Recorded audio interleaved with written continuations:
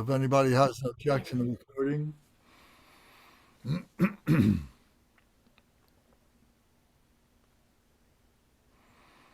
Okay, so tonight is packed with a lot of information, some review of some information, and and then in weeks to come we'll be able to integrate this with some meditation practice. We're going to do a little bit of contemplation tonight, but you'll see how we go. Anybody have any questions or comments about anything that they want to discuss before we do get started? Any from the last time that we spoke?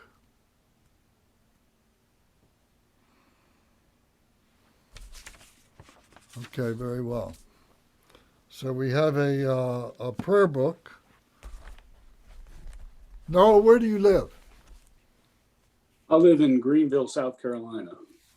Oh, very good. Okay. I'm coming down to North Carolina tomorrow.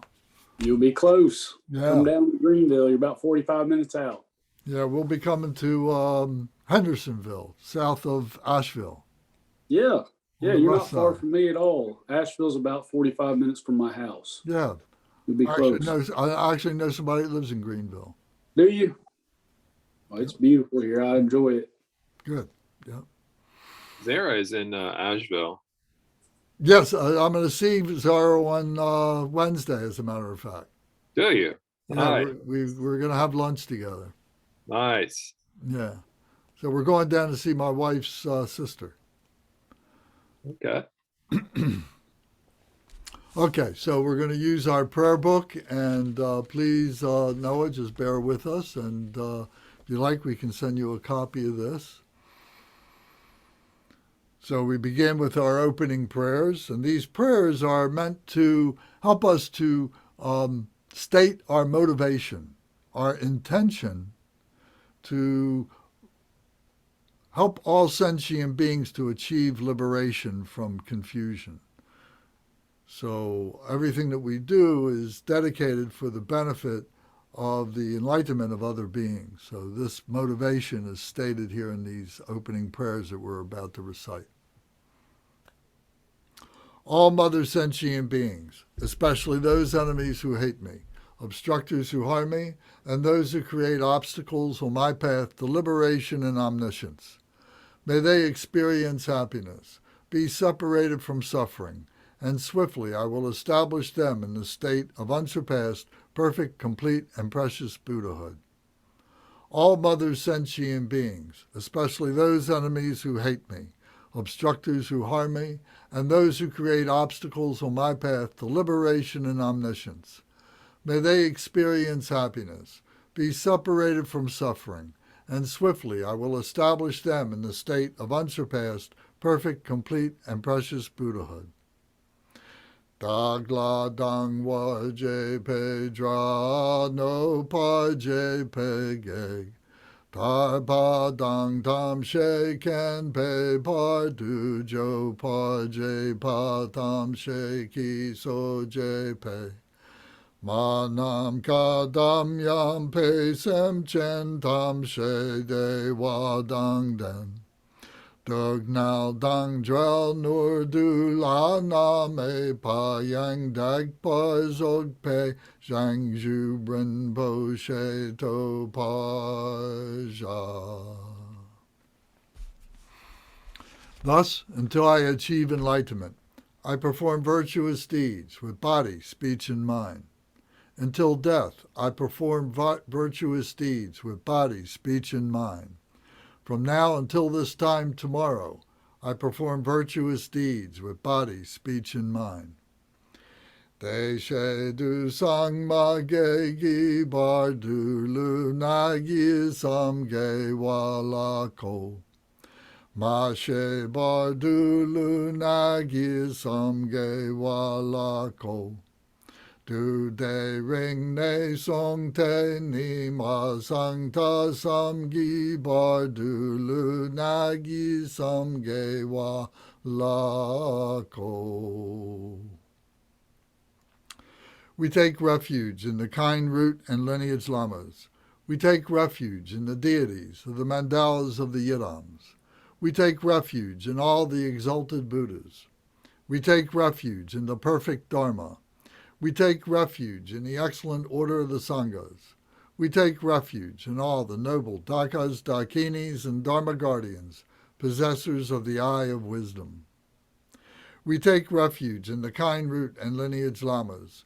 We take refuge in the deities of the mandalas of the yidams. We take refuge in all the exalted Buddhas.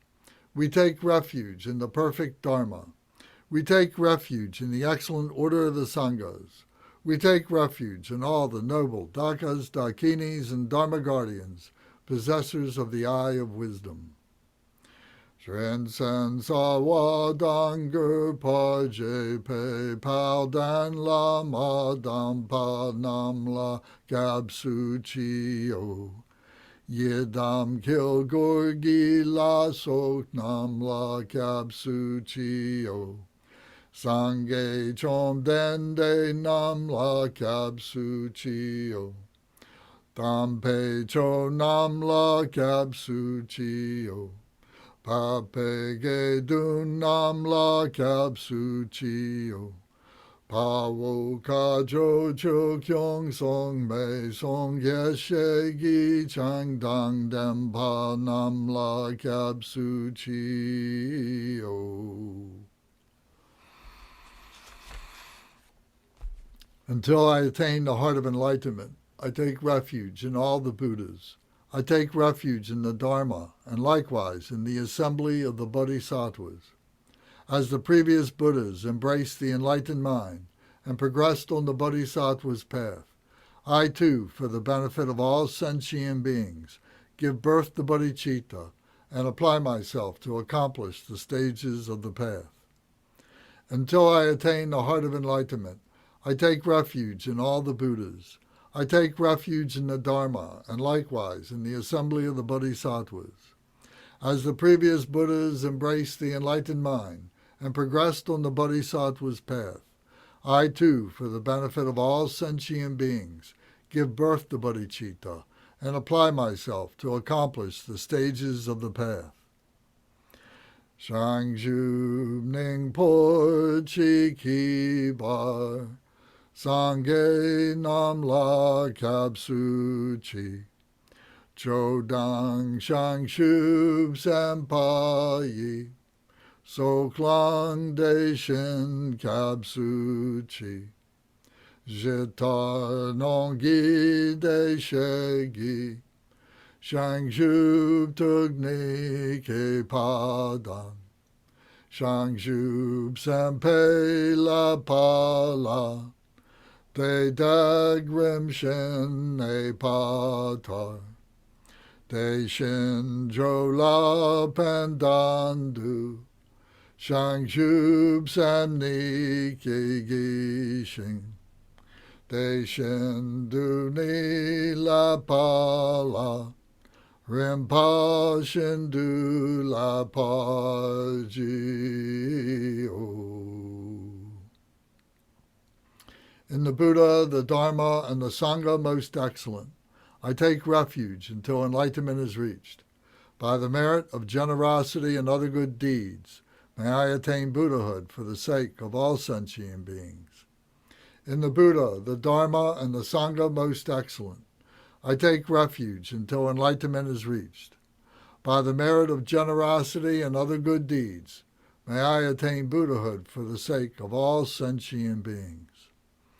Sangye Chodang So Ki Cho Nam La Shang Shu Badu Dagni Kyab Su Chi Dagi Jin So Ki Pe So Nam Gi Dro La Pen Shir Sangye Ju Pa Sho. May all mother sentient beings, boundless as the sky, have happiness and the causes of happiness. May they be liberated from suffering and the causes of suffering. May they never be separated from the happiness that is free from sorrow. May they rest in equanimity, free from attachment and aversion. May all mother sentient beings, boundless as the sky, have happiness in the causes of happiness. May they be liberated from suffering and the causes of suffering. May they never be separated from the happiness that is free from sorrow. May they rest in equanimity, free from attachment and aversion. Manam kadam yam pesem centam she dewadang dewe gurdang dembajurchi. Dugnal dang dunal gi gudang dwell warjurchi. Dugnal me pe dewadang midra warjurchi. Nay ring jack dang ni dang dwell way tang namla ne pa jurchi.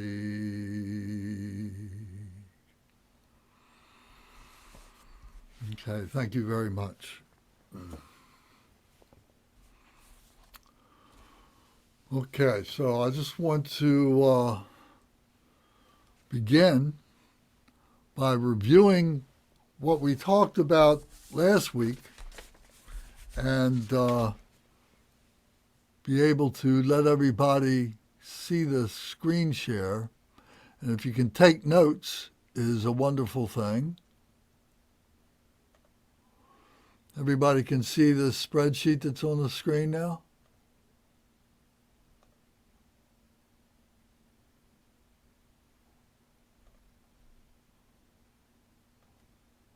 Okay. Adrian, you can see that spreadsheet? Okay. So, we want to talk about the 5 afflictive emotions, where they manifest, and how to overcome them. So the 5 afflictive emotions are the distillation of many, many, many, many, many emotions. It's said that the Buddha taught 84,000 teachings for 84,000 different emotions. But these emotions are made up of the same thing, of these 5 poisons, these 5 poison emotions, it says in the left-hand corner right here. And so these 5 poisons here are ignorance, sometimes called delusion, hatred, sometimes referred to as anger or aggression, desire, sometimes referred to as attachment or lust, greed, sometimes referred to as pride, and jealousy, sometimes also referred to as envy. So these 5 poisons are the basis of all these many, many, many emotions that we have. And it's these emotions that are locking up our heart center. We say that we have our little mind, our intellectual mind. But we also say that we have this big mind, our spiritual mind, at our heart center. So the intellectual mind is where all these emotions are born and where all they begin to develop and become all confused and so on. And that intellectual mind just completely blocks up, obscures our pure mind, which is our big mind and our heart center. So for us to be able to release those obstructions, to remove what might appear to be like dirt, mud, that is blocking up this diamond-like heart that is at our heart center here, our true nature, we need to understand those 5 poisons. We need to understand all those emotions and so on. So 84,000 emotions is a great number. But if we can distill this down to these 5 poisons, now we have a chance to be able to look at the root causes of all these emotions that occur within ourselves and with other beings so that we can open up our heart center, our love center. If anybody has any questions while I'm talking, please don't hesitate to turn your microphone on and come in and ask your question or make a comment. So these five emotions here, these poisons, they manifest in different ways. So we say they manifest in these six human realms. These six human realms. So these six human realms are the animal realm, the hell realms, the human realm, the hungry ghost realm, the God realm, this would be the human God realm, and the demigod realm, or the human demigod realm. So these five realms, what they are representing is the psychophysical drama of being a human being. We need to understand this in human terms because all this is examining, recognizing what it is to be a human being. A Buddha is a realized, perfected human being. A bodhisattva is a wholly enlightened being who is on the path to become a Buddha, but is a human being. A yogi or a yogini is a male or a female practitioner who is in union with their big mind and little mind. And then a practitioner is someone, a male or a female, who is on the path, who is beginning to understand all the intellectualization of what all this means. So it's all working up here, and we're getting glimpses of the big mind, what's happening in here. The yogi, as I just said, has the union, has those two that have come together successfully. The practitioner is on the path to be able to do that. And then there are beginners and so on, people who have heard of these things, but have no real understanding of the significance of all this and how it all operates and how we can operate it, how we are in control or how we need to control our mind. We need to be able to control this mind, our little mind, so that this mind, which is beyond our total comprehension, our total understanding, that we can release the wisdom that is here, and that becomes part of our who we are as a realized human being, as a complete human being, a spiritual human being. So going back to this, yes. You wanted to say something, Adrian? Yeah. So, hey, Lance, so when you're saying controlling the mind, do you mean like not following it? This mind Right. is in control. This mind is consumed by the ego. This mind is consumed by the five poisons, all the emotions. This mind is consumed by arrogance, thinking that it knows. So what we are trying to do is to get control of that mind that is out of control. That's why we're here tonight. Otherwise, we wouldn't think that this is necessary. So in meditation, when you're sitting, and thoughts are popping up, I'm usually just not following in them. And if you're not following the thoughts, then are you in control or? Well, it depends. It depends. Sometimes you need to follow the thoughts. While you're driving your car, you better be paying attention to what you're doing. Right. You know? But if you're trying to meditate, if you're trying to have a concentration of contemplation, if you're trying to think something through, it may be best to develop one-pointed mindfulness where you can think that through, and then when thoughts are creeping into your mind, telling you, oh, you got to do this, you got to do that, you shouldn't be doing this, you shouldn't be doing that, then you can control your mind in that situation to be able to say, oh, no, I've got this task. I need to be able to contemplate on this. So I don't want to follow that monkey mind that's driving me in these different places. So in that respect, you're correct.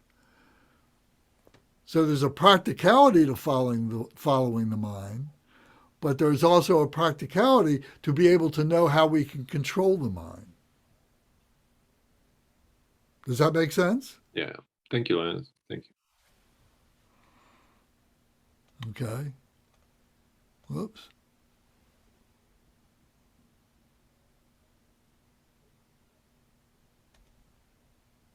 What's going on here? There we go.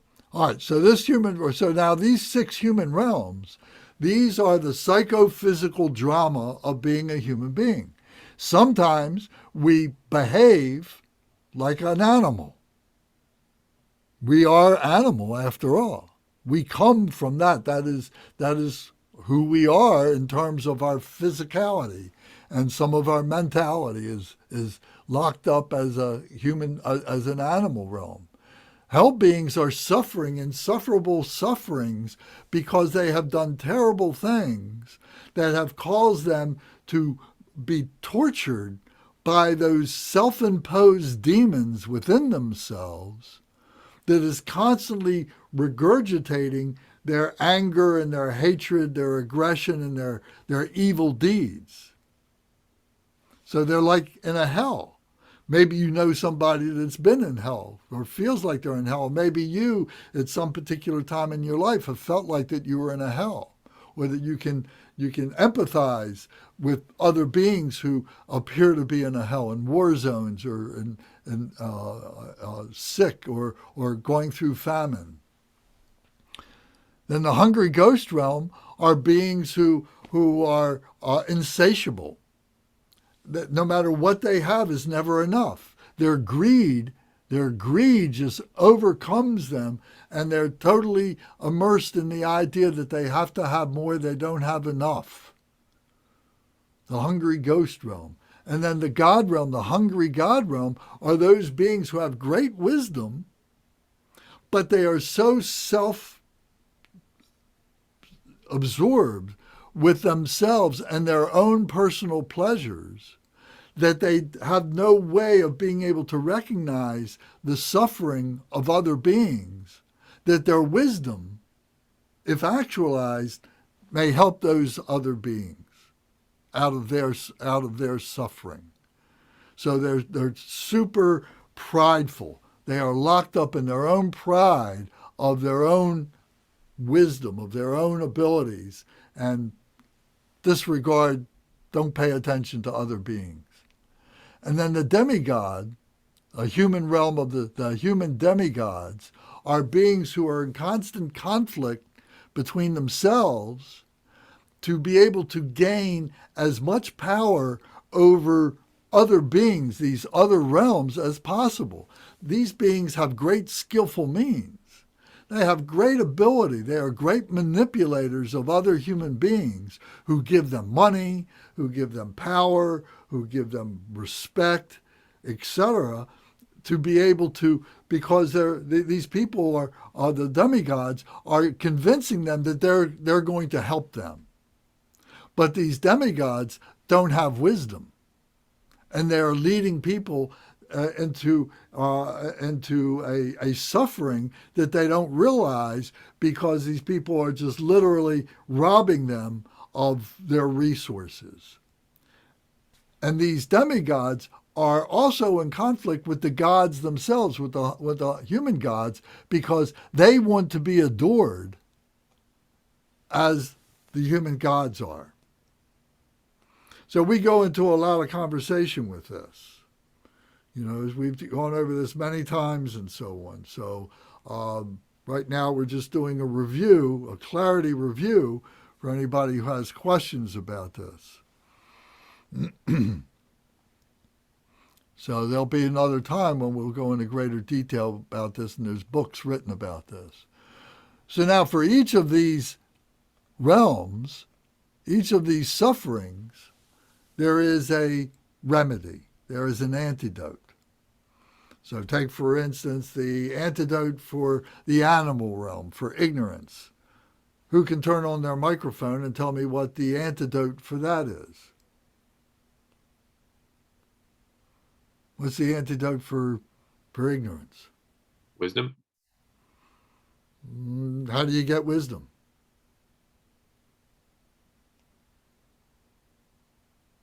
Education. What was that? Educate yourself. Education. Yes, Tom said that, and I think maybe Brendan was going to say that too. Yes, education is how we overcome ignorance, delusion. We delude ourselves by thinking that we are wise. We don't want to admit that we don't know certain things and so on, and we create these lies all around ourselves. Our life can become a web of lies. But if we educate ourselves, we find out that many of those things were these fabrications that we created to satisfy our ego more than anything else, because we didn't want to say, I don't know. So we create these stories for ourselves. So education is keeping an open mind, an intellectual mind, and opening up our spiritual mind. We'll see how this all works together as we move forward. But here we're unblocking our intellectual mind and focusing our intellectual mind on the processes of education and all the different fields that we can investigate. So then the next one was the next one were the hell realms, beings in the hell realms whose poison is hatred and anger. So who can tell me what they think is the remedy, the antidote for hatred, for anger? Love and compassion. What was that? Love, compassion, Loving kindness. love and kindness. Loving kindness. So if someone is coming to us with anger in their eyes, with anger in their voice, with hatred in their minds and our hearts, and they really want to do us harm, do we meet that with equal anger, with equal hatred? Do we go to battle over this?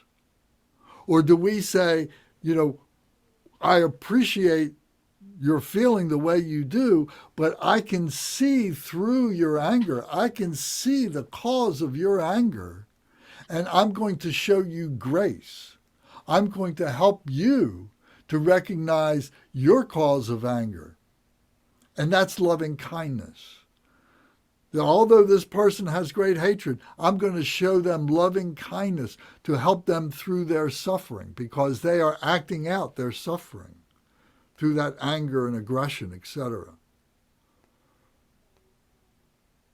So we're looking at the virtues. These antidotes are virtues to the non-virtues of the causes of those poisons. So it's looking at what it is to be a virtuous person. And it's difficult for us because I think we've all been conditioned, most of us anyway, have been conditioned to, an eye for an eye, tooth for a tooth. Somebody does something bad, let's lock them away and forget about them and things like that, to try and help people and to arm ourselves. So if somebody comes to us, our first thought is, can I kill this person before they kill me? Do you value their life less than your own life? Now, of course, we have value for our life. That's not to say that we don't. But we have another appreciation of life that is greater than this temporary life that we are going through all the time. And if we kill somebody, if we do something terrible to somebody, then that becomes our demon. That becomes our hell. We may have been rationalizing it. I'm defending my life. I'm defending my body. I'm defending my family. I'm defending my friends. I'm defending my nation, whatever it is. And I will kill in the process of doing that or cause great harm to other people. But then it's always in the back of your mind that this is what you did.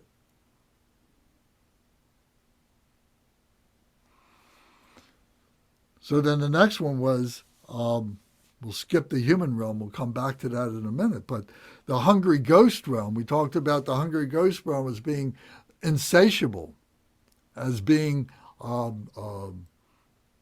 miserly, of being stingy, of being greedy, having all this possession, whatever it is, power or money or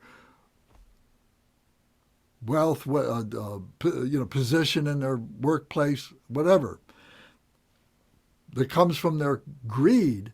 So what is the antidote for greed? What is the antidote for that hungry ghost realm that's insatiable?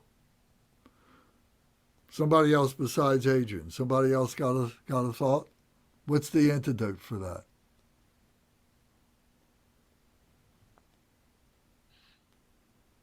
Generosity. Yes. Generosity. If we have something, whatever it is, if it's $20 and somebody asks us for something and we try and help them, we see a genuine concern there, and we'll give them the $20 bill, or we'll cut it in half and give them a 10 or a 5 or whatever, but the point is that we share whatever good fortune that we've had and now that is causing our greed. And what we find is, no matter what it took for us to be able to accumulate that wealth, we find that if we share that with other beings, we're generous with that, we haven't lost our ability to gain more. And we can continue to help more people through that device of generosity and so on, from our good fortune.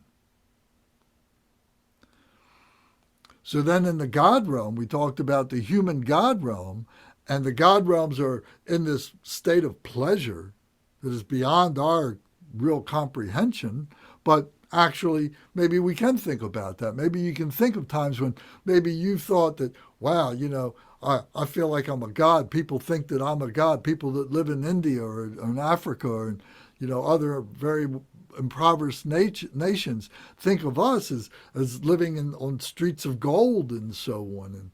And wow, we're really fortunate to have that. We must be like gods. What do you think our pets and animals think?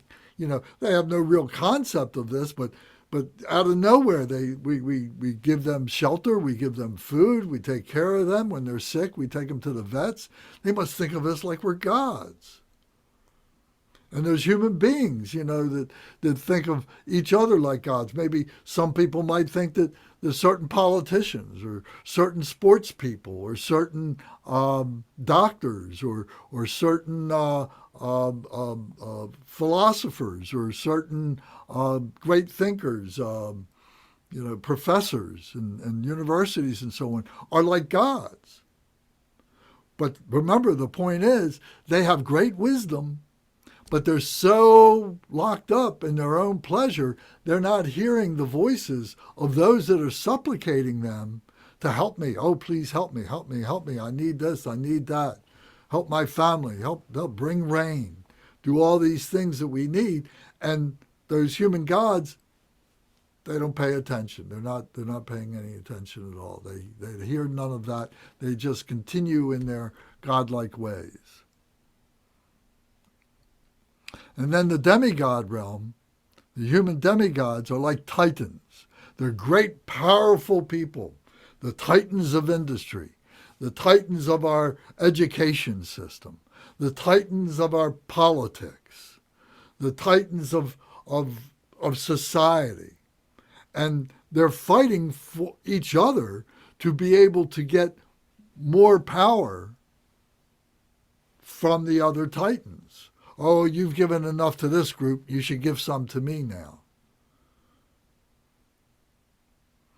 And so these people, these titans, are even fighting against those human gods because the adoration that people have for the gods, oh, please give me this, give me that, they want that kind of adoration. They want that kind of pleasure that they don't have. They're in a state of conflict all the time. They realize that. So what is their antidote? The antidote for the human gods. Unimpededness. Nope, not quite. Sorry. For the gods or the demigods? The For gods. demigods. Or did I say gods? I'm sorry. I was on the demigods. Mhm. You're right. Forgive me. Yeah, we're talking about the demigods. You're right. So the demigods, so what Tom said was right. Unimpededness. Because the demigods are in conflict with each other, trying to do more, trying to accomplish more and so on, wanting more.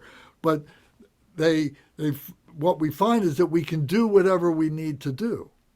We can accomplish whatever we need to accomplish. The demigods are beset with fear that if they don't have all this, they're not worthy beings. They have to have all this. So there's this unimpeded fearlessness that they can do whatever it is that they need to do. At the same time, they may realize that much of what they need to do is unnecessary.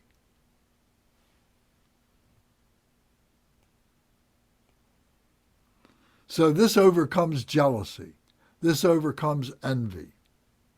The jealousy that is this conflict that we have as human beings towards each other. And let me go back because maybe I didn't say it and I picked it up off my eye.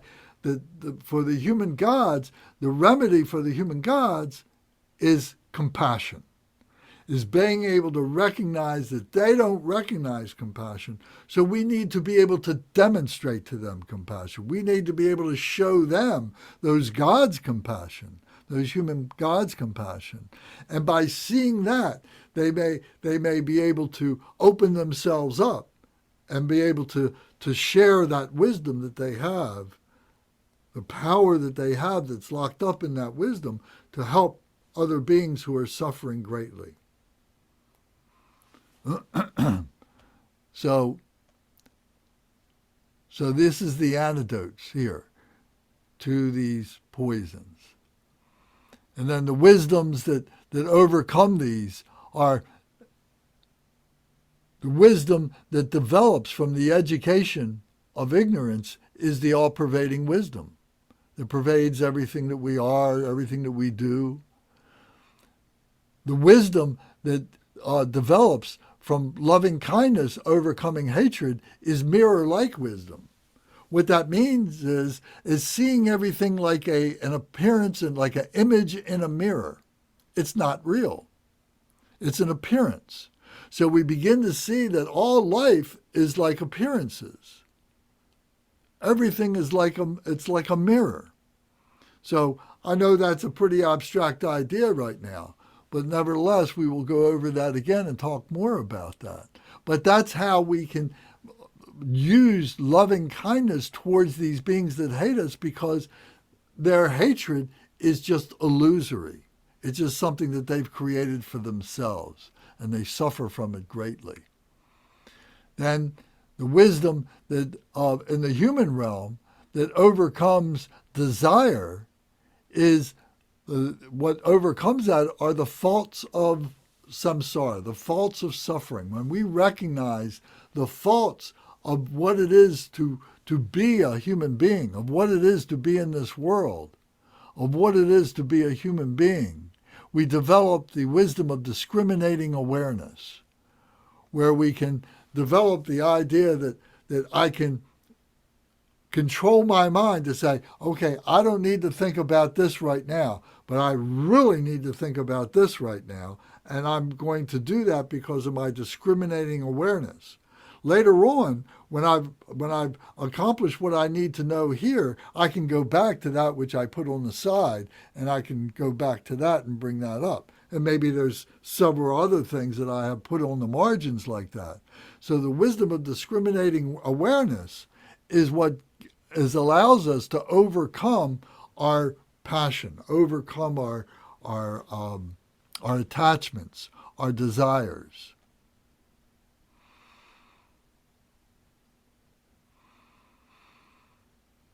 And then the wisdom of equanimity is the wisdom that develops out of generosity for our greed.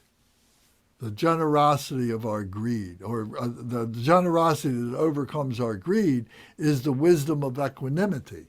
And the equanimity is saying to us, that everything is the same. Everything, we're all made up of the same things. And that all beings are the same. All human beings are the same. When we start separating ourselves, when we start saying me and you, or us and them, we're driving wedges between everyone. We need to be able to recognize all beings being the same. Human beings, animal beings, insect beings, all these sentient beings who have a lifetime. So this gets into a lot of abstract philosophical thought that we talk more about. But when we start looking at all life, all beings as being equal, then we're moving in the right direction of seeing the holiness, the sacredness of what it is to be in this world, what it is to be on this planet. And only a human being can appreciate that. Then the all-accomplishing wisdom of the fearlessness, the unimpededness of jealousy, of overcoming the jealousy and the envy, the fearlessness, the all-accomplishing wisdom that we can accomplish anything and everything that we need to.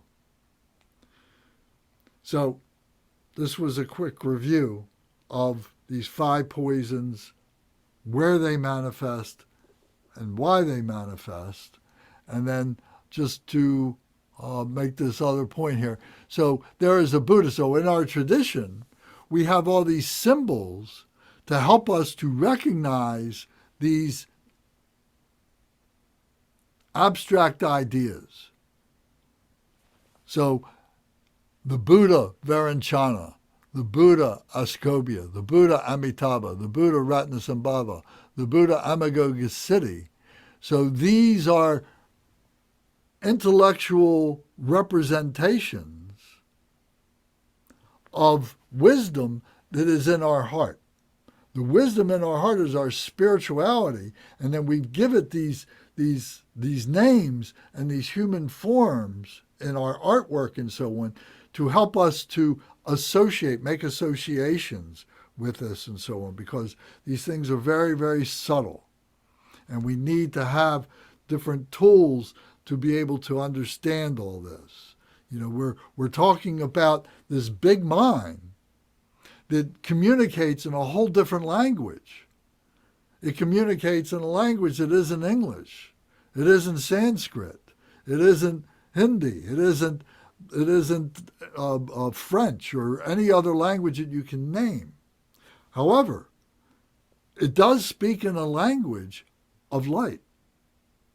And there is light that is associated with each one of these. Now, it's not light what we see with our eyes.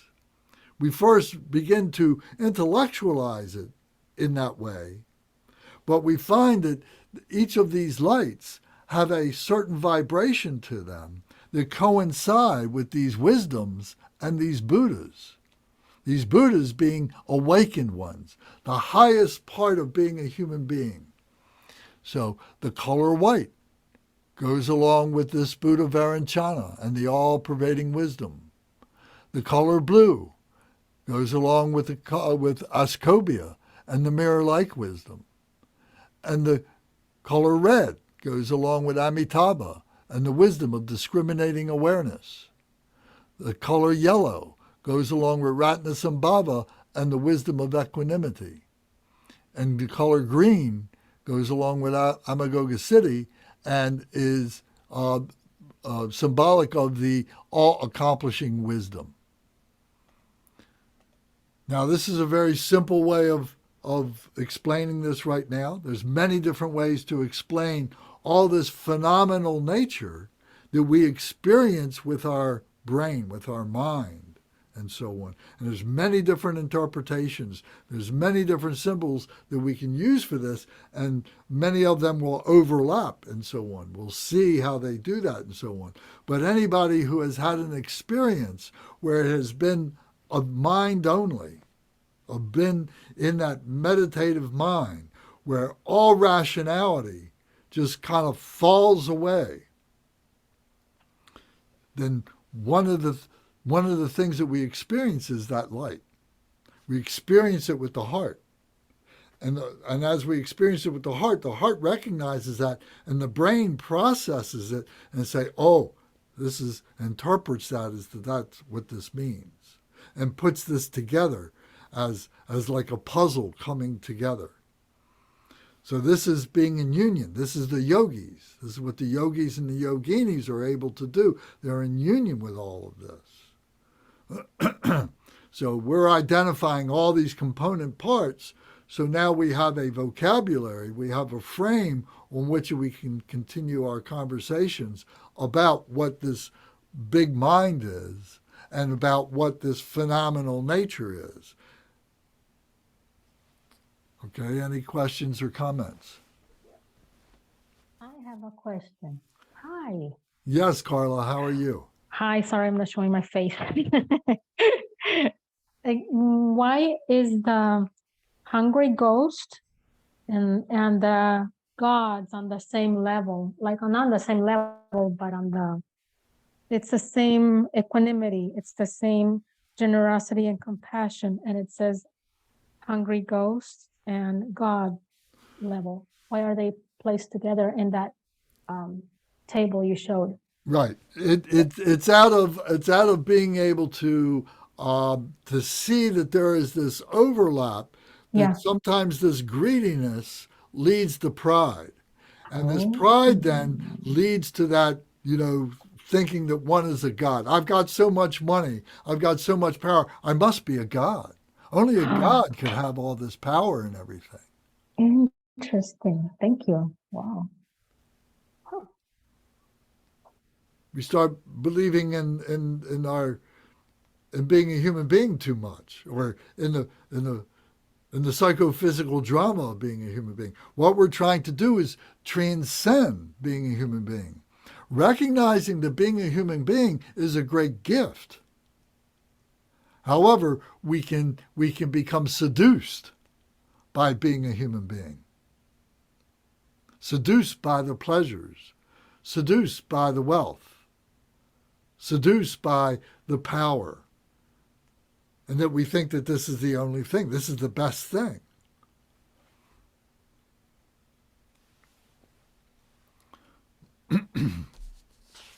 Okay. So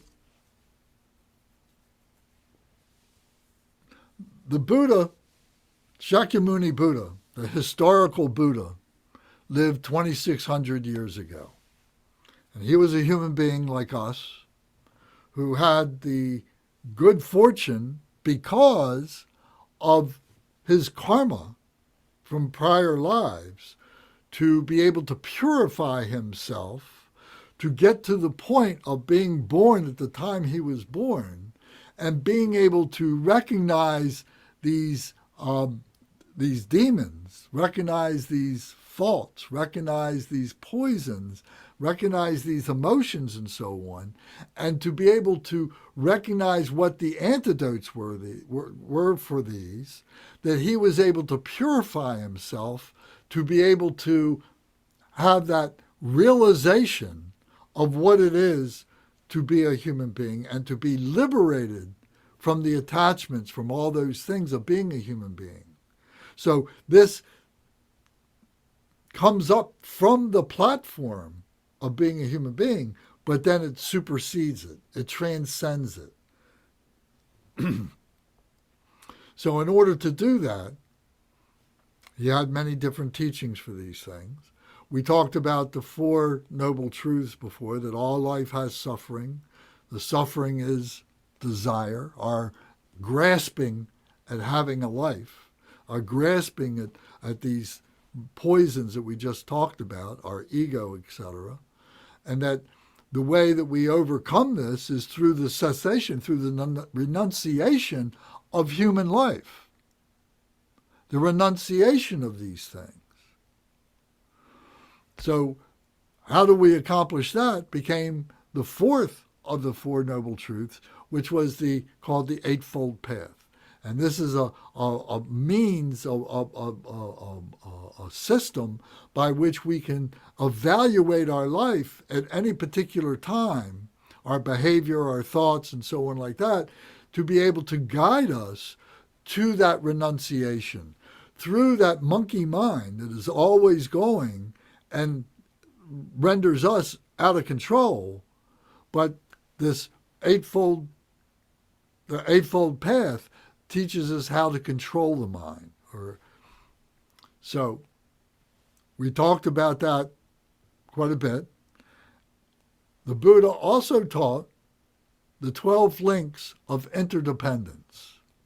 The 12 links of interdependence. What it is that guides us, or not guides us, but is like the chain of events that happens in a life, in a human life, that bring us full circle around. That if we've been born many times, if we can see that in this life that we've gone round a circle many times, and that each of these circles has been a lifetime, and that we've had many lives going around in these circles, that we see all these wheels, we see all these circles, and that symbol of using a wheel and so on is very, very profound, very important in being able to help visualize, these changes that we go through.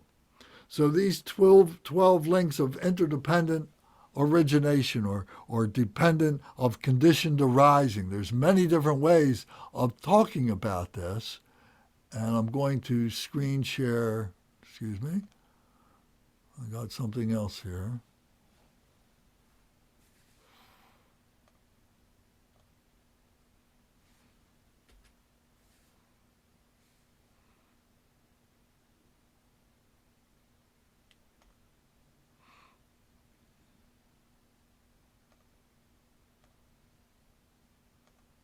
Okay, you guys can see this, I hope. So these are the 12 links of conditioned arising, or the 12 links of interdependent origination. So here it's in a linear progression here, 1 through 12.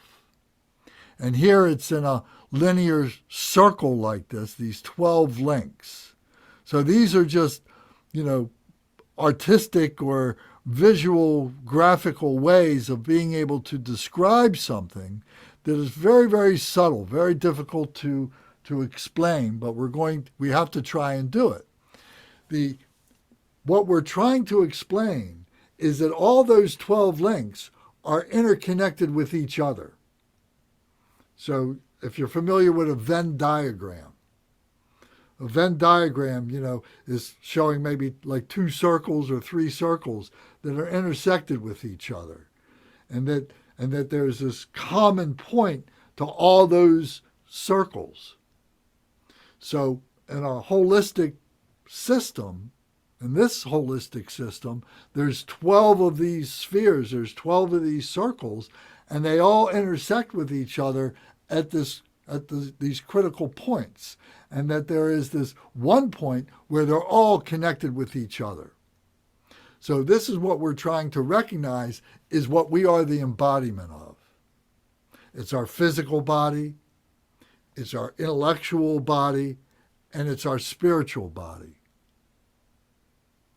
So we're using these crude, coarse, visual representations to help us to put that together. However, we've got some words to go along with it that are equally vague and confusing, but we'll try. So this was a very profound teaching of the Buddha, and it was grouped in the first teachings that he gave. This was part of the first turning of the wheel of Dharma. So this was the teachings that he gave to the beings, to the people of India, at the time that he was teaching, those 50 years, that these people, the first thing he taught was discipline.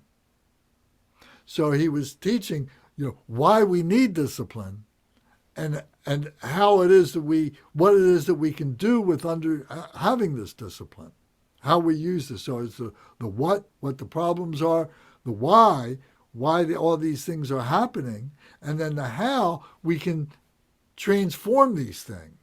We can transform these things into that holistic union of all these things coming together, and the result being our pure nature of being a complete human being, of being a Buddha.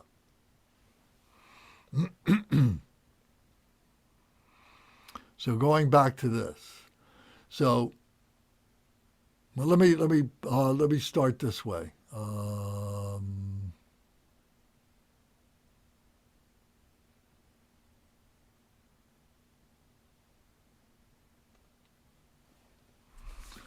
We talk about we have 5 Skandas, Skandas, Skandas. And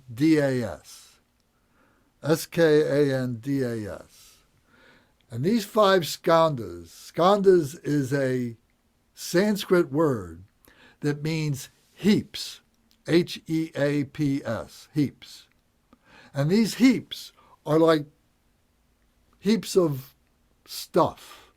And here's a heap of this stuff, here's a heap of that stuff, here's a heap of that stuff, and so on. And within these heaps are all these other little things and so on. Did somebody want to say something?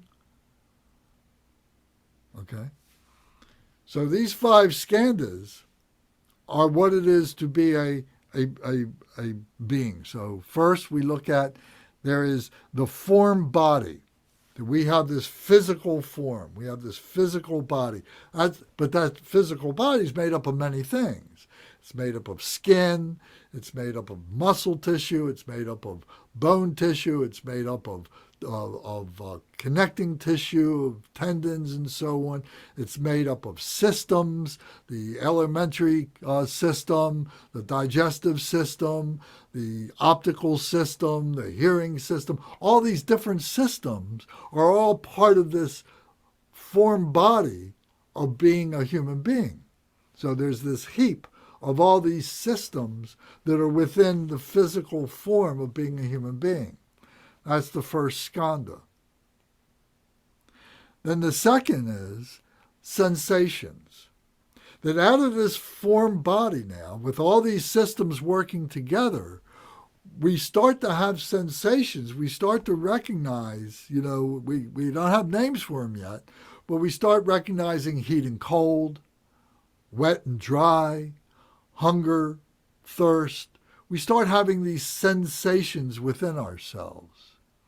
And as we grow older and we begin to be more sophisticated and so on, these sensations become more complex and so on. And we want to be able to satisfy, the way we look and how we present ourselves to other people. And these sensations, these sexual sensations, all get very complicated and so on. So that's another heap, all these sensations. So then the third heap of the 5 Skandas is perceptions and feelings.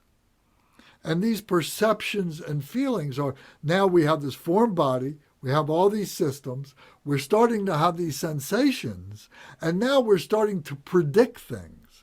We're starting to have perceptions and feelings. We intuit that, when these certain situations happen, these sensations become apparent to me, other things begin to happen. Other things begin coming. I get other sensations, and they affect my body and so on. So we're seeing the interconnectedness now of the form body, the sensations, and the perceptions.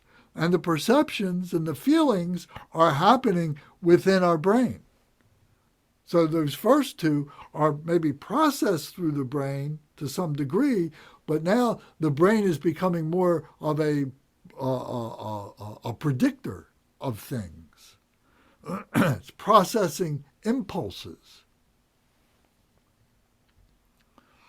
So then the fourth skanda is we start making mental formations. We start creating these conventions for ourselves that, oh, this is my mother. It sounds like my mother. It smells like my mother. It tastes like my mother. This is my mother. This is my father. He has a taste. He has a smell. He has a voice. He's got different qualities about him that allow me to differentiate between my father and my mother. And then my brothers and my sisters and my room, my crib where I'm born and where I'm growing up for the first 6 months of my life or whatever, and then being able to see sight and say, oh, I can see them walking. I want to walk. How do I walk? And so processing all this, these mental formations are coming together, you see, as a heap of what it is to be a human being. All right, I hope you're taking notes on this. So foreign body, sensations, then the perceptions and feelings, and then the mental formations that is allowing us to create these conventions of the assembly of all these disparate things now that are coming together that we can identify as an object, as something that has an influence, something that I'm part of. And then comes the next part, which is consciousness. The consciousness itself of the awareness of oneself. Before this, the mental formations was seeing all this stuff around us, all the stuff that was outside of ourselves. Now the consciousness is bringing it inside and recognizing, oh, this is me. This is the I, me, mine. And so this skanda here, the fifth skanda, you see, is another heap of things.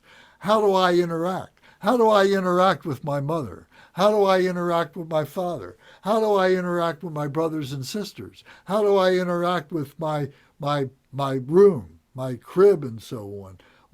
When I take a bath and all these different things, and then when other people come into the space and everything, and I start realizing that I've got some power. I can start making some noises that everybody starts running to come to me to be able to find out why I'm making these noises, and they want to satisfy me.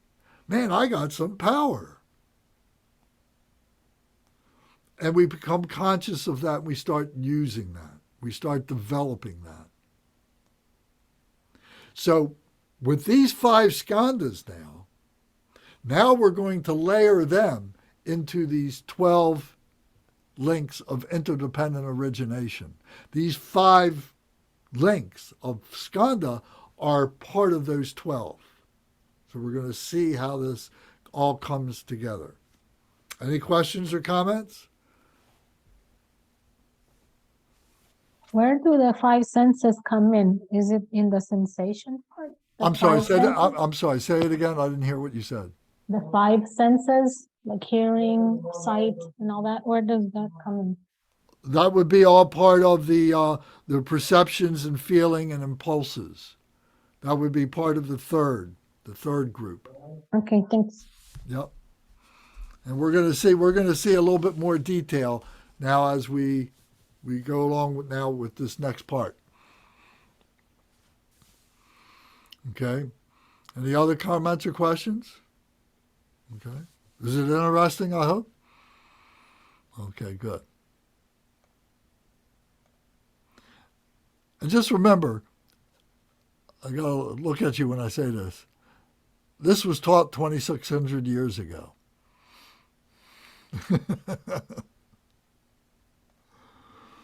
Okay, so here it says, the doctrine of conditioned interdependent arising. Let me see here. Can I zoom with this? Yeah. Taught by Shakyamuni Buddha, the historical Buddha, that states that all psychological and physical phenomena constituting individual existence are interdependent and mutually conditions each other. That's that holistic thing that I was trying to explain.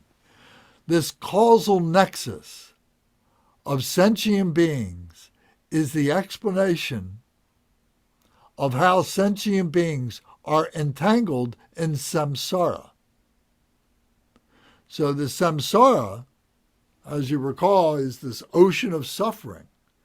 So here we are, these 5 skandhas, and all this stuff around us, and ourselves included, now are in this ocean of suffering, because nothing stays the same for very long. Everything is changing, and that changing is driving us nuts.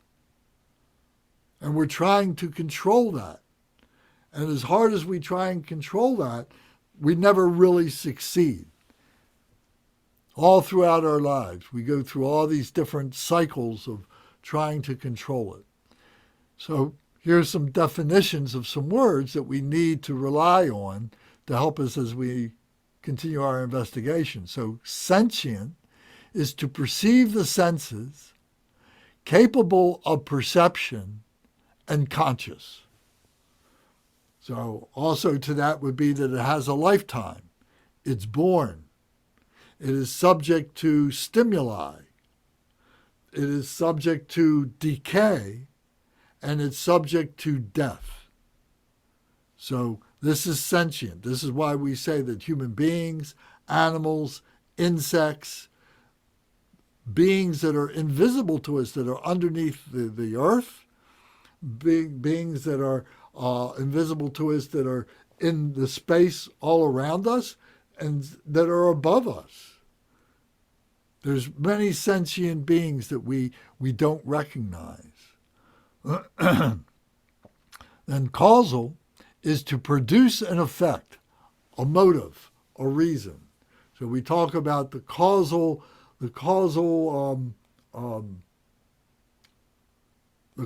nexus of sentient beings. Here it says this causal nexus of sentient beings. These things coming together that create these emotions within ourselves, these desires, these hatreds, etc.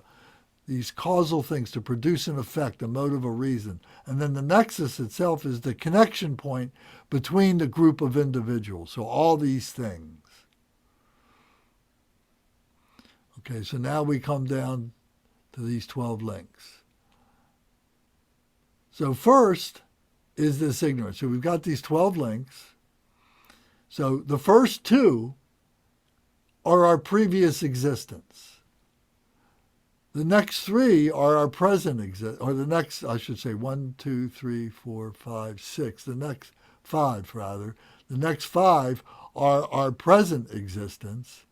And then the next 3 after that are the fruits of our present existence. And then the next 2 are our future existence. So this is the 12 links of the chain of conditioned arising. This is how we are maneuvering, how we are navigating through this lifetime. So the ignorance is we are born ignorant. We are born unaware of who we are, and we are born unable to be able to do anything for ourselves. We're totally helpless. We totally rely upon our parents, our caregivers, to take care of us. We don't know who they are at this point. We don't know what they are. We don't know anything. We're totally ignorant. We're a clean slate. However, there is this quality of goodness about this. There is this quality of purity about this. It is unstained at this point. There is a freshness to this. But it is ignorant of what that is, what it's to become, etc. So we have to just, at this point, kind of hold that in our mind. We can't go too much further without looking at the other things, because after all, this is all interconnected with each other. So then the next point was now are the impulses and the formations that come from previous existence, impulses and formations that come from previous existence. Now, what the heck does that mean?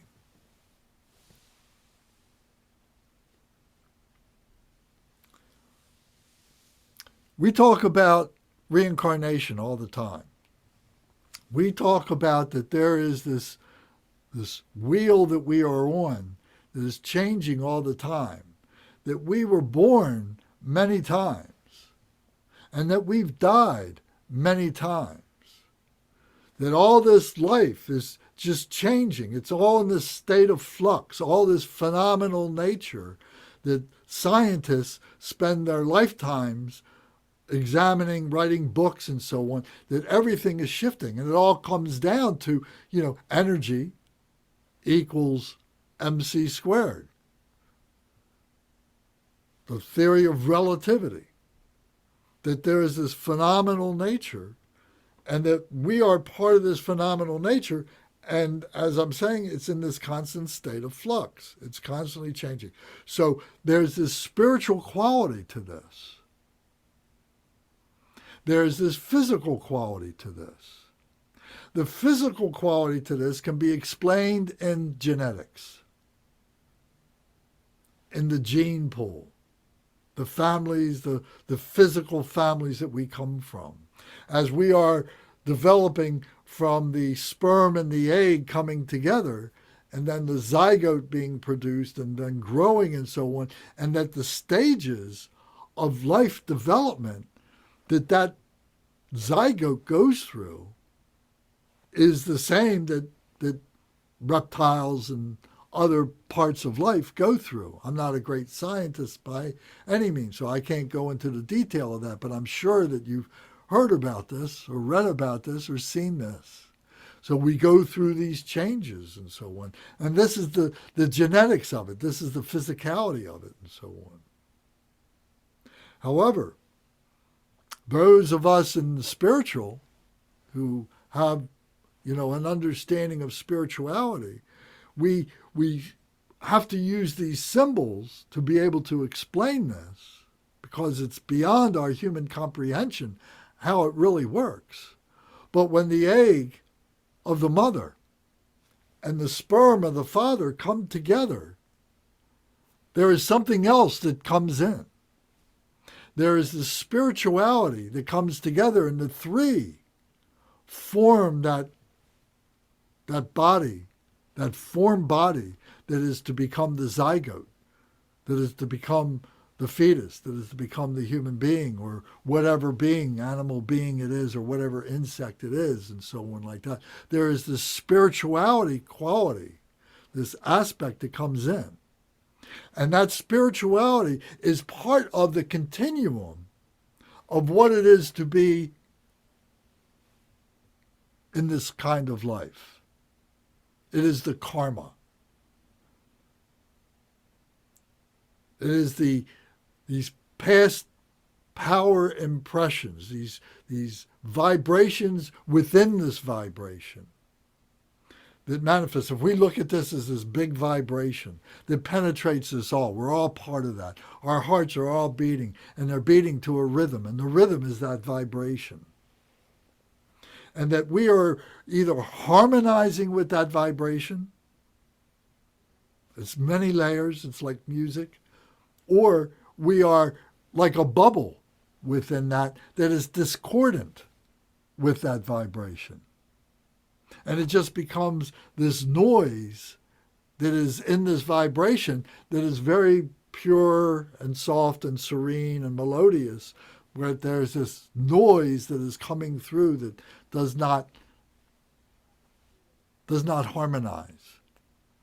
So the collection of all these things you see is, figuratively, I'm using this as a metaphor, that is this spirituality that this is able to manifest into this spirituality that then becomes part of that impregnated cell, that then becomes this being. And this is how we can look when we think about this, how brothers and sisters can be born and raised in the same family and be very different. There's a lot of similarities genetically. There's a lot of similarities behaviorally that they learned and everything, but there are some things that just don't make sense. One kid becomes a pianist. The other kid can't whistle Dixie. You know, one kid can paint beautifully. The other kid can't do anything.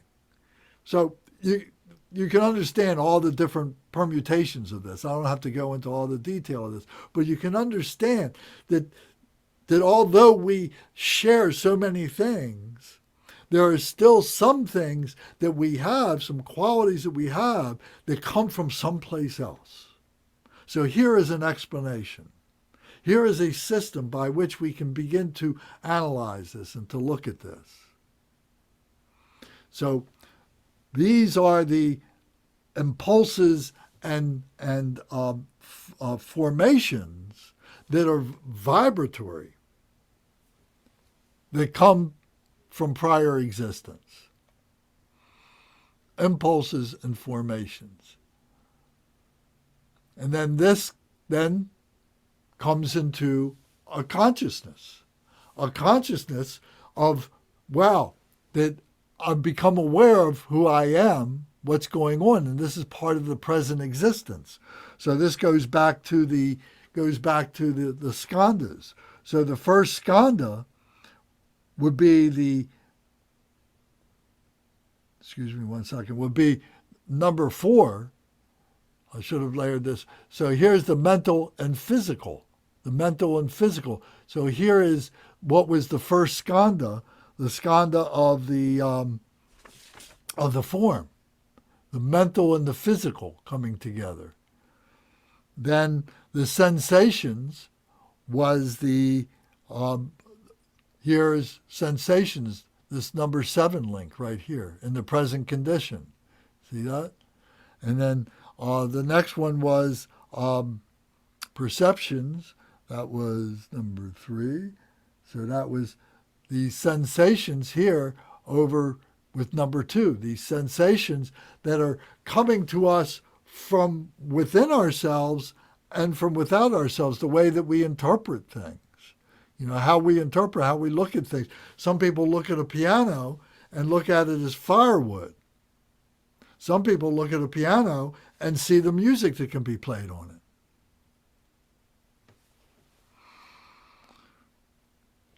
And then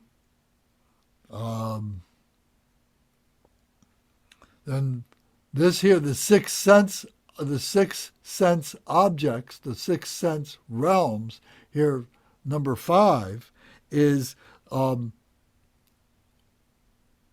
consciousness of what's around us, the consciousness of what's around us, what we can see, what we can hear, what we can taste, what we can smell, what we can touch, what we can think about, how we process that. And that and consciousness are very much linked together. And then the mental formations are these 6 sense objects. So those go together, right?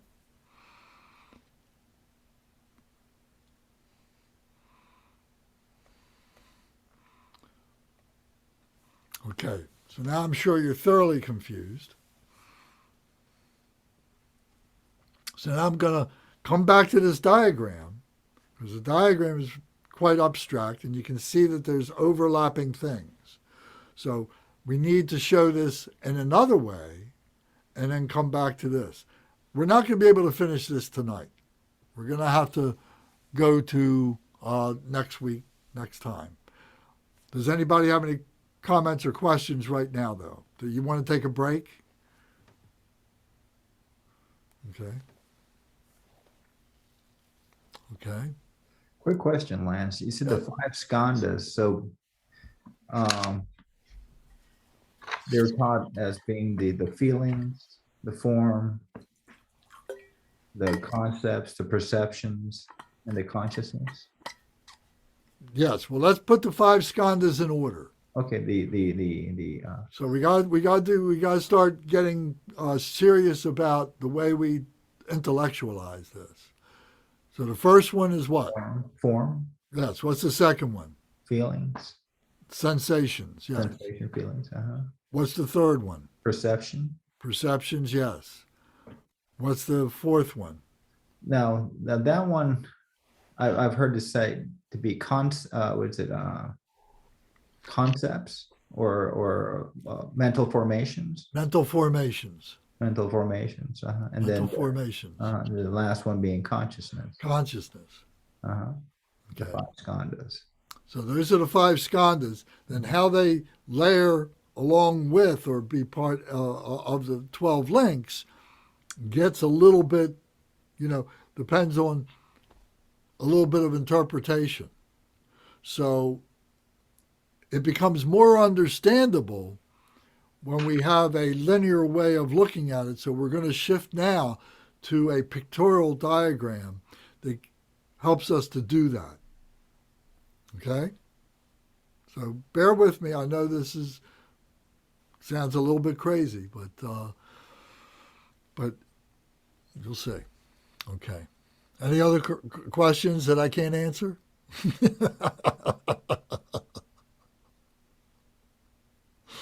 Okay. I'm trying to save you guys from a lot of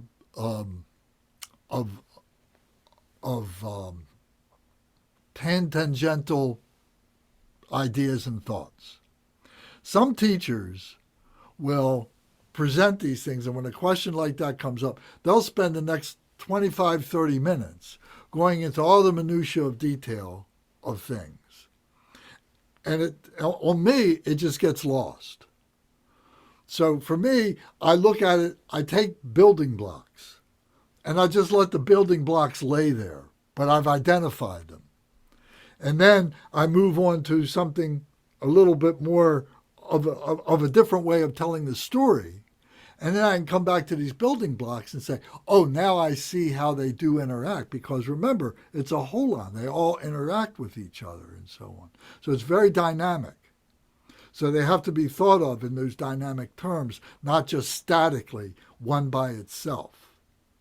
So I hope you appreciate my method here. Okay.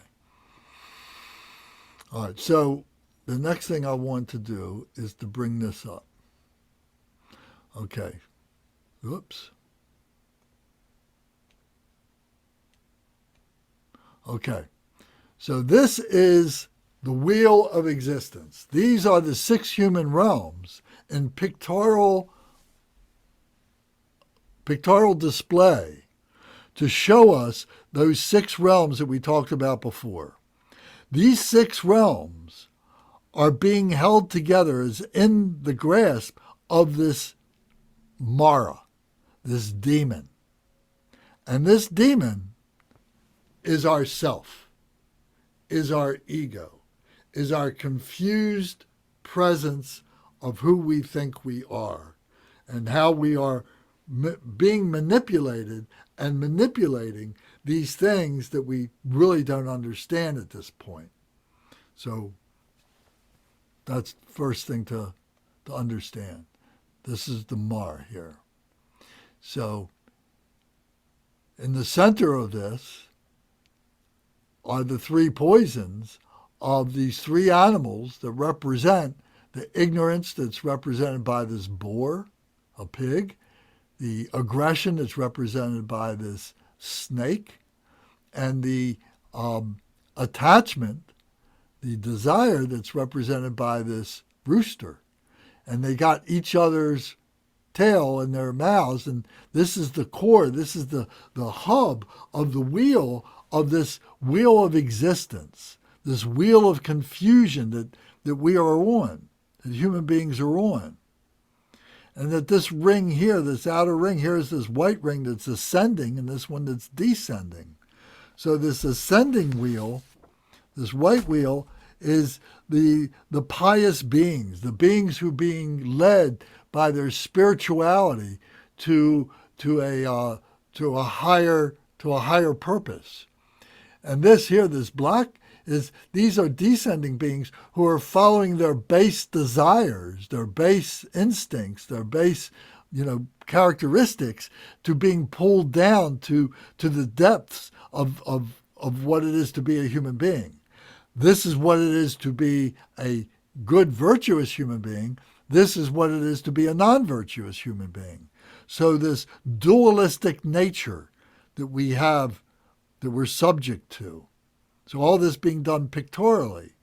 Remember, this was devised 2,600 years ago for the benefit of illiterate people who couldn't read or write.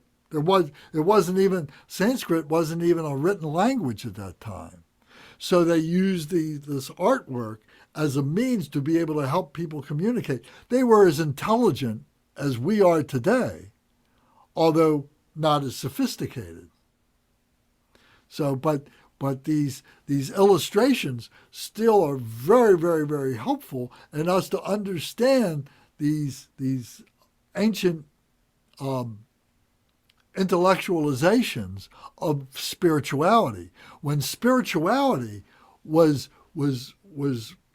much more part of the culture. Just to mention that. Who are our heroes today? Basketball players, football players, rich people, politicians. Who are our heroes today? These kind of people. Who were the heroes 2,600 years ago? They were the yogis. They were the practitioners. They were the spiritual people, because that life was so much more different than our life now. Our life now is tied up in materialism. That life then was very much spiritual, devolving into what we have now. What we're trying to do is to evolve, and many of us do. Many human beings evolve. Not everybody has this sentence, this death sentence of debauchery and non-virtue. There's lots of good people who live good lives and who help other people and so on. And what we're trying to do is to recognize where we are in that, and to be able to get ourselves into that virtuous way to become good people, to become wholesome people and so on.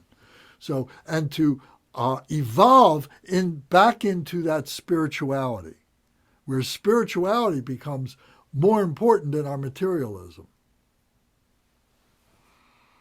Lance? Yes, sir. You're my hero, Lance. Well, thank you very much. You're my hero. We share in that, you see, and that's what it is to be spiritual. Okay. All right, so here is the God realm, the human God realm that we talked about before. This is the top of this. And here we could say is this human God here who's so enamored. Sometimes you see illustrations of him being surrounded by beautiful, female attendees, who are just satisfying every one of his adorational needs and so on like that. But here it's quite simple. And then over here, this would be the demigods, the titans, who are in battle. You see they're in battle with each other. Can you see this?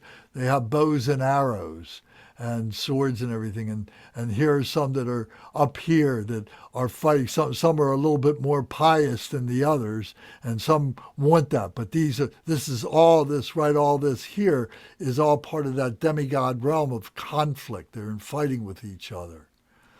And over here, this is the human realm. And the humans, they're enslaving animals, and they have all these riches, and they're always migrating. They're moving from here to there, and they're going through all the vicissitudes of life, getting old and dying and everything. This is the human realm here. So we talked about this the first part of this meeting tonight, this session. This over here, this is the animal realm. And here is different, here's, a sea serpent of one type or another, and here's dogs and animals and cows and lions and so on like this, and here's mountains and beings living there and so on. So showing the sea, showing the earth, and showing the sky and so on, that there's beings all that are around that. And then over here, this is the hungry ghost realm. And these are beings that are being tortured by their greediness and so on, and they're never satisfied. They're often pictured as being very fat and round, and very small legs and very small hands with very long necks and very small mouths, and they can never satisfy their urges. When we say that. We bring it down to they're constantly hungry, they're constantly thirsty. For food, for power, for material things, and so on. So this is the hungry ghost realm of greed. And then down here, these are the hell realms. And there are these hot realms. There are these cold realms. And these beings that are here because of their hatred and their aggression and their anger and the deeds that they have done in the expression of that anger and hatred and so on. And they wound up in these hells where they die these terrible deaths that are equal to the terrible things that they did while they were living on earth and as a human being, and then they are revived only to die those deaths over again. And over again they go through this. But this whole dynamism, this whole 6 realms is happening in real time to each of us. There are times when we have thought that we behave like animals, or maybe someone accused us of behaving like an animal. Or sometimes we were very insatiable, we were greedy. Sometimes we were consumed by our hatred, and we felt like that we were in a hell. Or sometimes we felt, oh, I'm so fortunate. I have such good things. I'm in school, and I'm going to school. I'm going to be a great leader in the world, societal leader, and so on. And we think of that. And then sometimes we become some kind of a leader, but we become a greedy leader, and we want that which other people have, and we're trying to rob them of their possessions and so on. And all that is within our desire here for attachment, to have this life, to have this life over and over again, to have a better life, and so on. And better means that we have more of these possessions, more things to be attached to, more things to be angry about, and so on like that. So this is the dynamic of the human condition, the psychophysical drama of being a human being. Okay? So now we get to where we're talking about now. So now we're talking about the 12 links of interdependent origination. So here, surrounding this wheel, and we could think of this as a simple two-dimensional wheel, but we also can think of this as a sphere. And this is the shell. This is the outer shell of what is inside of this. And for us to be able to penetrate and be able to understand and to be able to liberate ourselves from this ocean of suffering, we need to understand the shell of what it is that has manifested this and keeps this inner suffering intact.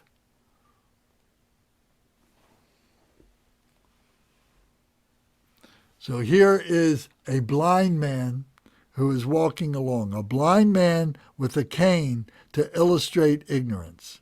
So this outer ring illustrates the 12 stages of dependent arising, which propel us through our self-made heavens and hells. So these are what could be called the heavens. These are the three higher realms, and these are the three lower realms down here. These three here are the lower realms. So these would be our heavens, and these would be our hells down here. So this blind man is ignorant of where he's going. He can't see. He doesn't know where he's going. And all he has is this cane to help him through his life.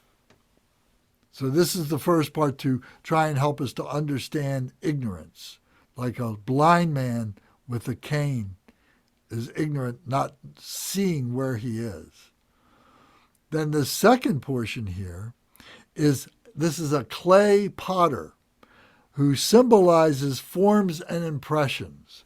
So this was the second part of the 12 links of impulses and formations.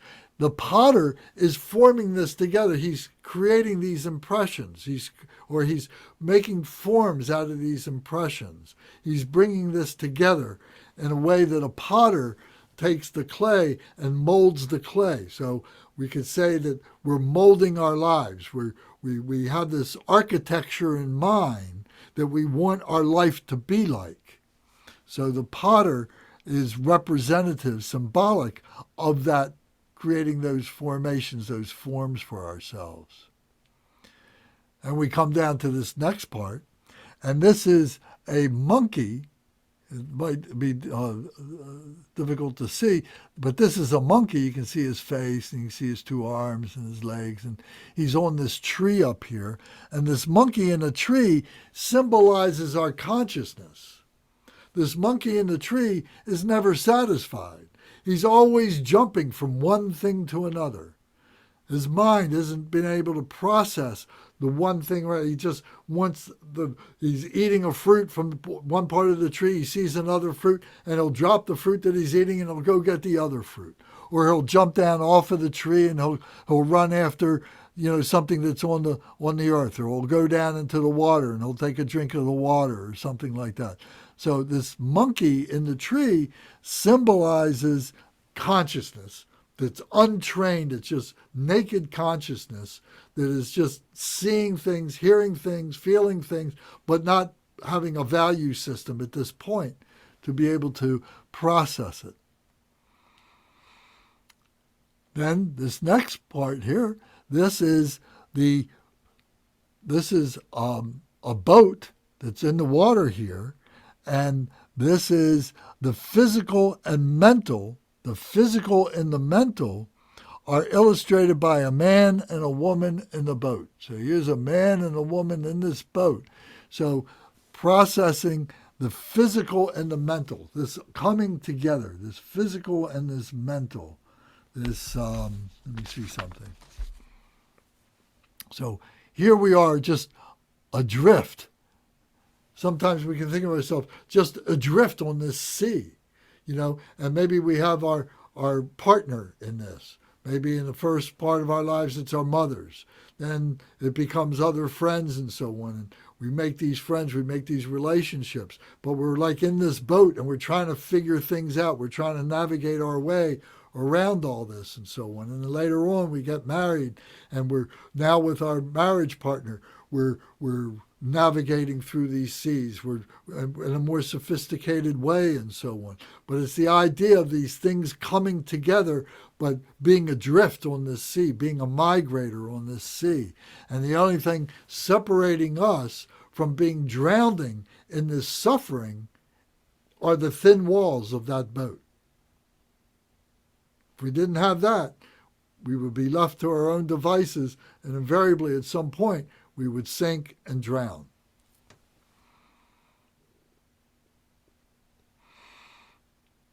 So now we come to this portion here, which is an empty house with many windows, which symbolizes the 6 sense organs.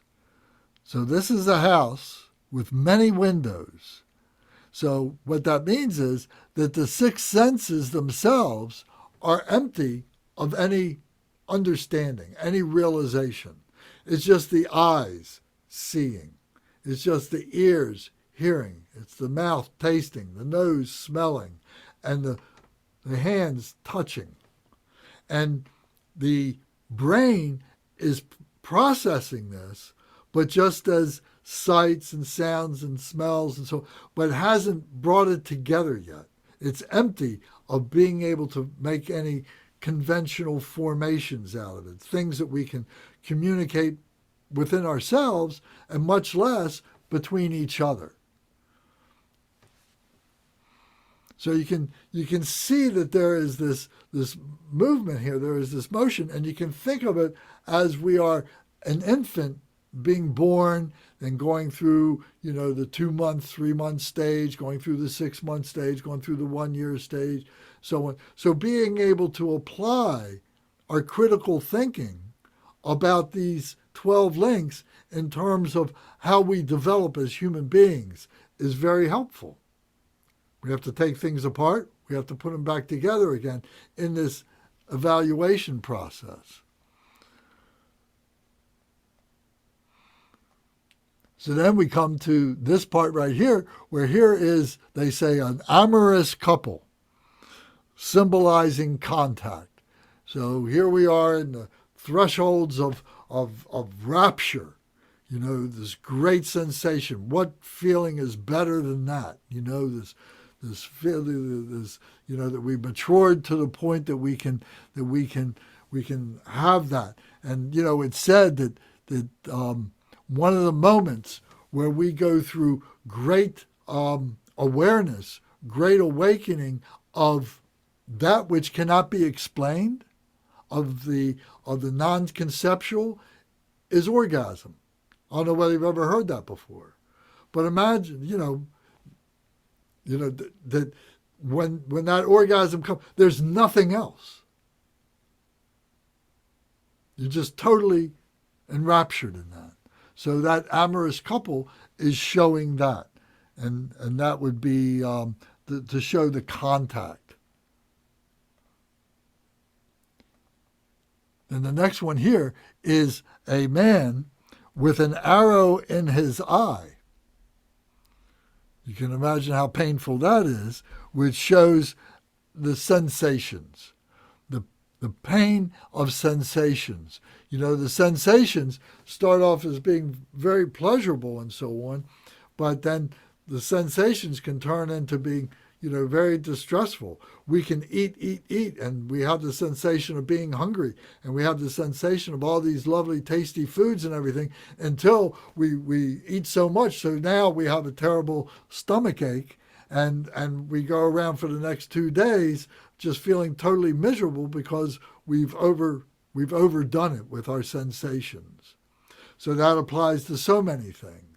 All the different senses, the senses of hearing, the senses of taste, etc., that we can overdo our sensations. So it's like a man sticking an arrow in his eye.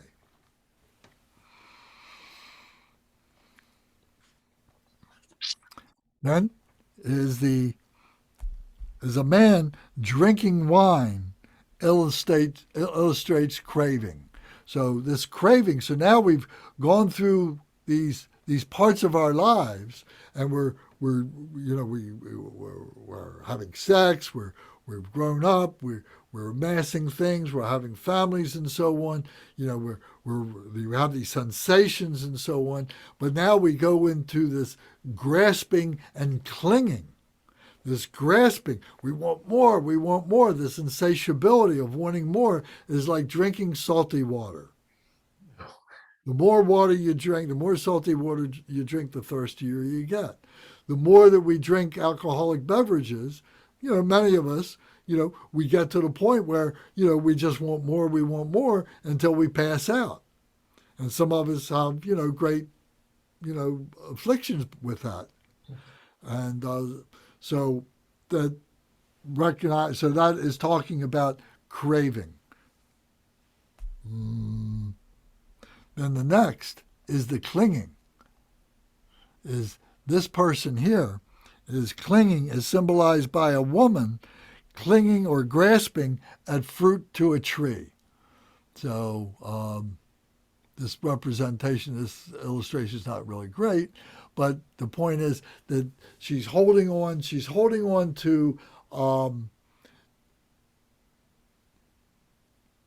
the symbology of like the apple. You know, when we talk about the Adam and Eve story and the apple of knowledge, and the female represents the wisdom. And so here what's saying is clinging on to things like a woman, but it could be anybody, it's not just a woman, but holding on to that wisdom as though it's hers. And it can't be shared, and holding on to it in that way, in a negative fashion like that. So this is symbolized by the Adam and Eve story with the apple of the tree of knowledge. So holding on to it and being selfish with it, clinging on to it for one's own self-aggrandizement. So this is showing the story of the human condition. The human is telling the story of the human condition. And each of these 12 links is showing how this human condition manifests, you know, through those 6 human realms. Okay, so now we come to this next part here is this is a pregnant woman. This is to show a pregnant woman becoming existent is illustrated by a pregnant woman. So here are all the potentials, all the possibilities are being present, are being shown here. And we go through our lives and, you know, we're exposed to all these possibilities that we can do, and we just, you know, sometimes we can drown in those possibilities, sometimes we can cling to those possibilities, and sometimes we get paralyzed by them. Sometimes we become very successful with those things when everything is in balance with each other and so on. But it just is speaking to all the possibilities and the realization that we have all these possibilities. So we have this architecture that we talked about, like an architect designing his life. Then we have the engineer who has to navigate through all these different vicissitudes to make this architecture come to fruition. So this being pregnant of all the possibilities is part of that architecture and that engineering. So then we come to this part right here, which is a woman giving birth illustrates the dependent arising of birth. So now we're being reborn again.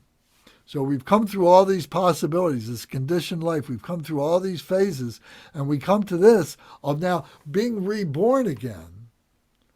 This woman giving birth, being reborn now as a potentially higher realized being than we were before when we started. We have the benefit of recognizing those other links, having all the experience of being in those psychophysical drama of those realms and so on.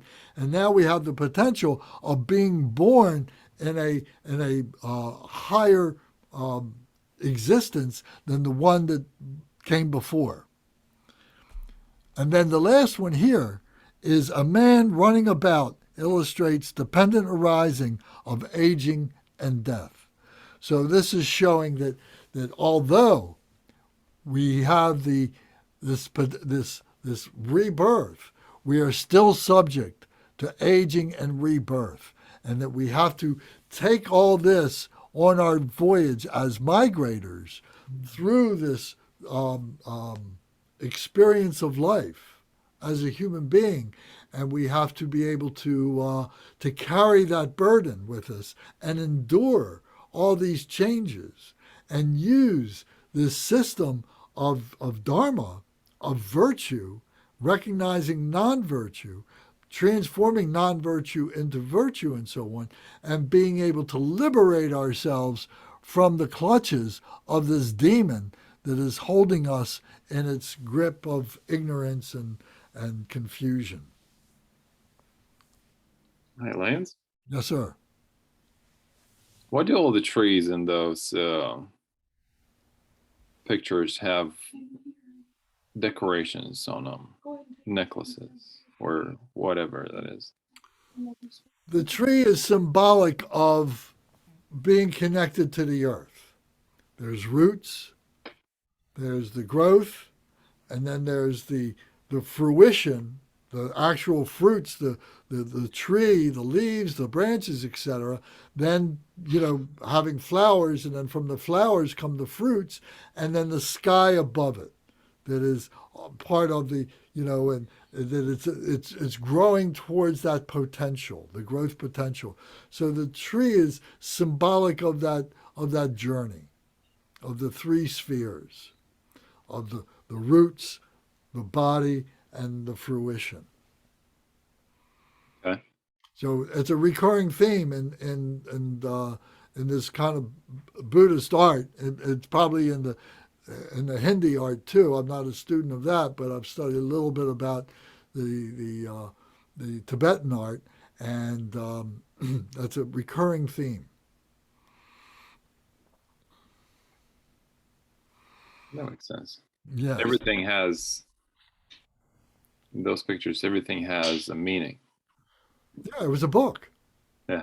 Yeah, the people couldn't read, but they could see and they could understand a tree. What's the tree represent? And the teacher, would explain it. And that's why these tankas, these paintings in Tibetan tradition, are scrolls. They're rolled up, and then the Lama, the teacher, would have these scrolls. And when he would come to a village, and he would stay there for a month or two or whatever, and he would take these scrolls out, and then he would teach, the meaning of these scrolls to the people and so on. It's how they would remember. And sometimes maybe these people would commission their own scrolls to be made. And the wealthy people, and they would do that.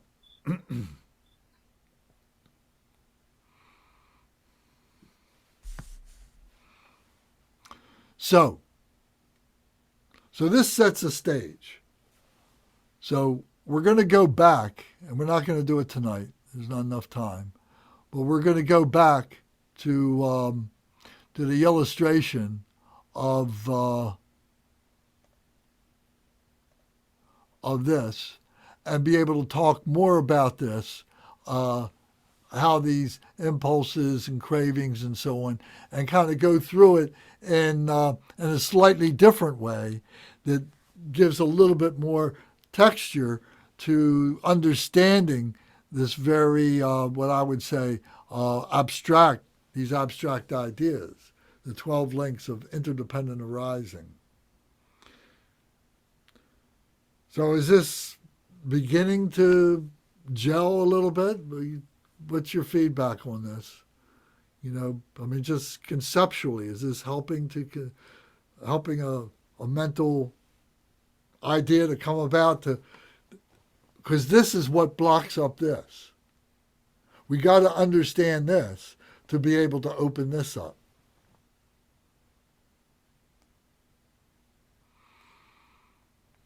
I'm amazed because it represents ourselves, and the Mara is us too. The demon is us too. I thought it was out there somewhere, like a theory or something. It's all within ourselves. And that's a startling realization. Yes, it is.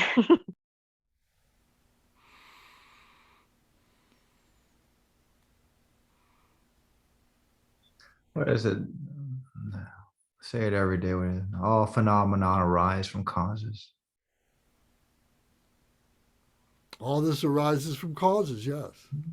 So that goes back to the very first part of our discussion tonight, were the causes of samsara, the causes of suffering, the causes of life, of having a life. There's 5 poisons. So let me see. I wrote down some notes earlier this week, or last week.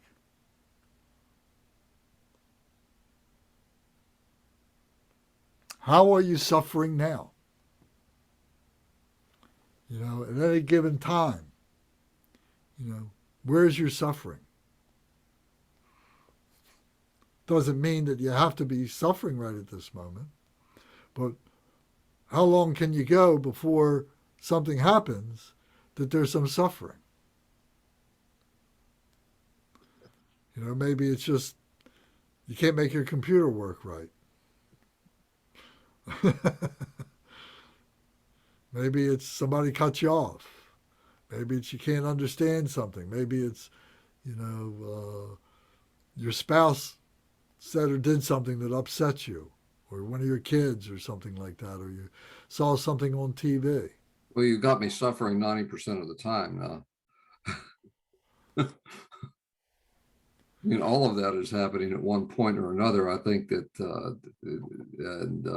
as I was meditating on my bench today, I was thinking that all of this is always happening. It's always happening.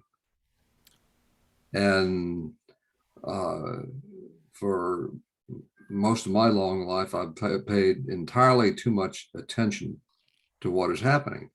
That sounds kind of paradoxical. You can't be ignorant of what is happening. Well, that's our rationalization. That's what we're all doing. It's how to keep yourself from absorbing it. That's a term I will use, for want of a better term. Absorbing what? The suffering? Yeah, the things that are spinning around me. And it seems to me,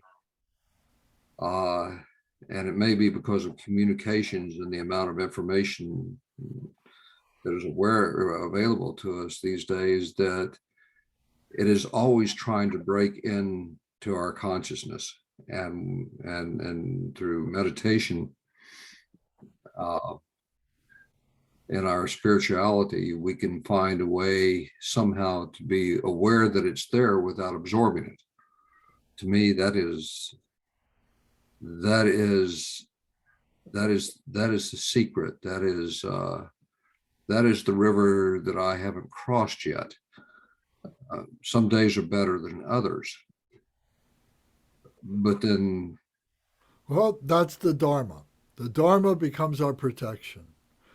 The Dharma helps us to identify the causes of that suffering, but also gives us the antidotes to be able to apply to that suffering so that we can transcend the results of that suffering.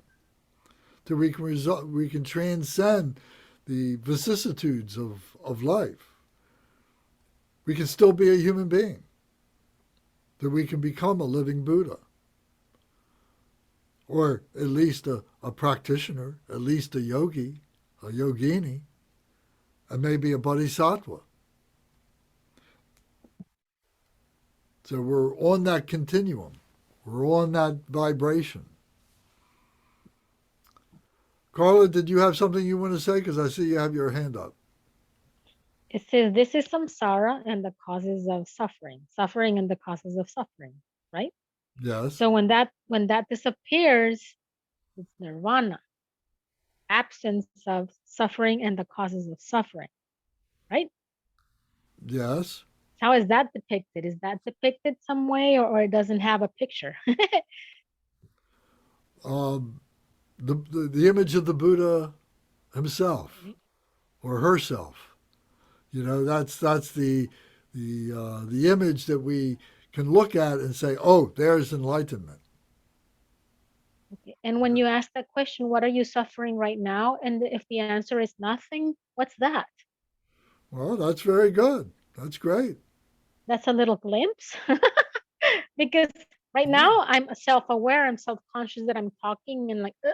But before that, I'm not suffering about anything right now. Like very, very few times in a week or in a month, I feel that. What's that? What? Did you feel what? Lack of suffering. But other times you're feeling the suffering. Yeah. Right. So when it's lack of suffering, those are little glimpses, what they say. Well, that's the point. You know, there's a saying, you know, what if you go up to a fish and say, well, how do you like swimming in the water? And the fish says, what water? You know, we're in the midst of all this suffering and we don't even realize it. We think we got it good.